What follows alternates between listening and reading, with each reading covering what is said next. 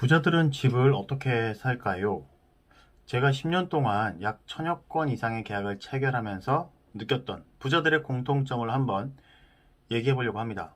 일단 제가 정한 부자라는 기준은 연봉 2억이 넘거나 20억 원 이상의 자산을 갖고 있는 사람을 부자라고 정해봤습니다. 몰이 5대만 기억하세요. 몰빵 금지, 20%만 남긴다, 오를 만한 곳에 투자한다, 대출을 무리하게 받지 않는다. 정해봤습니다. 첫 번째는 자산의 50% 정도의 집을 산다.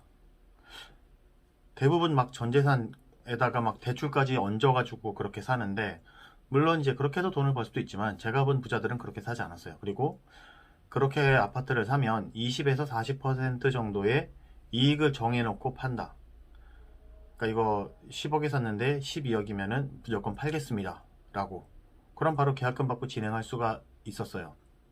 근데 그렇지 못한 손님들은 이거 잠깐만요, 남편이랑 상의해볼게요, 아내랑 상의해볼게요, 이렇게 끌다가 손님을 놓치는 경우가 많았어요. 그래서 못 팔고 결국 떨어지면 떨어지니까 또 못 팔고 뭐 이렇게. 그리고 오를 지역의 아파트를 산다. 그리고 마지막으로 대출을 무리하게 받지 않는다. 근데 여기서 문제가 하나 있죠.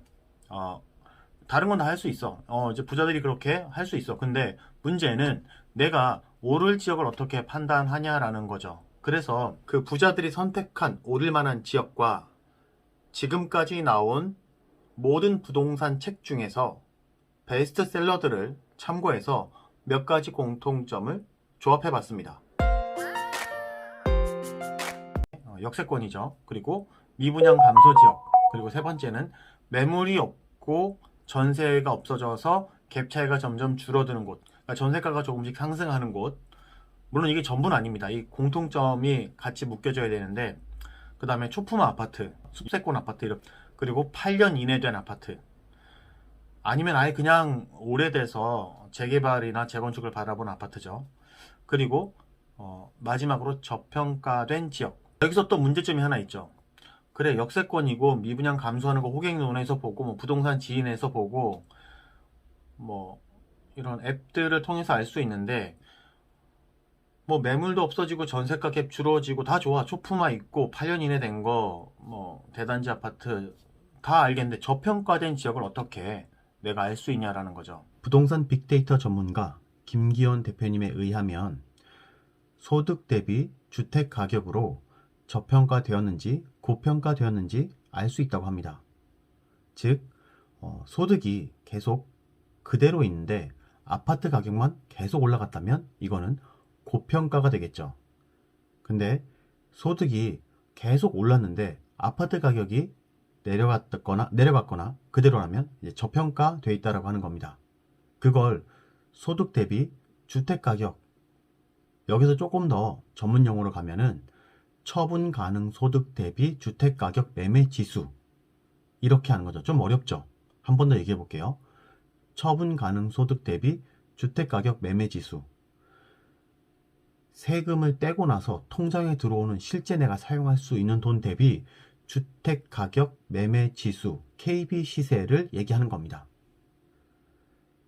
여기서 실거래를 했으면 더 좋지 않았을까 하는 생각이 들었는데, 이것도 굉장히 중요한 지수죠. 여기서뿐만 얘기한 게 아니라 이 소득에 대해서 주택 가격을 고평가냐 저평가냐, 더 오르냐 내리냐를 맞췄던 적이 있었습니다. 예전에 모든 전문가들이 다 아파트 가격이 이제 하락하기 시작할 거다 라고 했을 때 이상호 대표님은 아니다, 올라갈 것이다 라고 예측했었죠. 결과는 모두 다 틀리고 이상호 대표님만 맞았어요. 그래서 인터뷰를 했더니 그 지역의 대기업 연봉이 올랐기 때문에 아직도 아파트 가격이 올라갈 수 있다라고 예측했다라고 합니다. 물론 이 한 가지 지표만 두고 모두를 평가하는 게 아니라 앞서 제가 얘기했던 다른 지표들도 같이 봐야 되겠죠. 서울 처분 가능 소득 대비 주택 가격 매매 지수입니다. 2008년부터 11년까지는 고평가, 그리고 다시 2012년부터 2018년까지는 저평가로 가다가 다시 2018년부터 2021년까지 고평가라고 데이터는 말해주고 있습니다. 물론 아파트마다 동호수마다 차이는 있겠죠. 이거를 부동산 리치고 앱을 깔면 한 번에 볼 수 있게 정리를 해놨습니다. 광고 아닙니다. 저 진짜 이분한테 돈 한 푼 받은 거 없어요.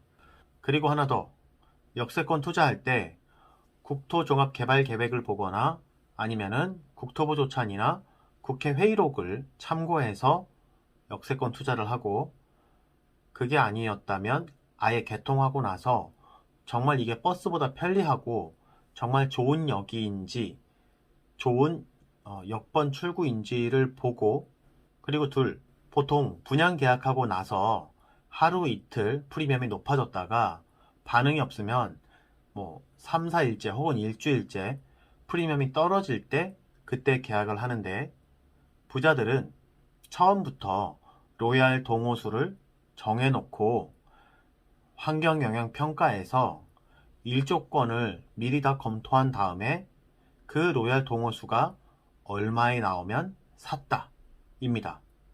옛날에 역삼자이라는 아파트가 처음 들어올 때 제가 그 바로 앞에서 중개를 했었습니다. 하지만 아파트 가격이 너무 높아서 다른 중개사들, 전문가들 다 미쳤다 그랬어요. 저거 받는 사람 호구다. 하지만 지금 안 산 사람이 호구가 됐죠. 아주 요약해보자면 미분양이 감소되는 지역, 그리고 저평가된 지역을 무리 없이 대출받아서 20에서 30% 이익만 남기고 판다. 큰 부자는 아니어도 큰 부자가 되어가는 과정에 있거나 그렇게 된 사람들을 보니까 처음에는 아주 작은 이익을 남기면서 꾸준히 그 길을 밟아오더라고요. 물론 우리가 꼭 그렇게 투자를 해야 되고 그렇게 살아야 되는지는 모르겠지만, 갑자기 아파트가 급등해서 혹은 전세 가격이 급등해서 내가 당장 10억에 살다가 주인이 15억을 달라고 하면 우리가 5억을 모아놓은 돈이 없어서 이동해야 되거나 혹은 뭐 길거리에 정말 나앉아야 되는 고민을 해야 될 필요는 없어야 되지 않을까. 궁금하신 점은 댓글이나 메일 주시면 최대한 성심성의껏 답변해 드리도록 하겠습니다. 부족한 영상 끝까지 시청해 주셔서 감사합니다. 앞으로 더욱더 발전해 나가는 부동산 컨텐츠를 올리도록 하겠습니다. 감사합니다. 도원 공선생이었습니다.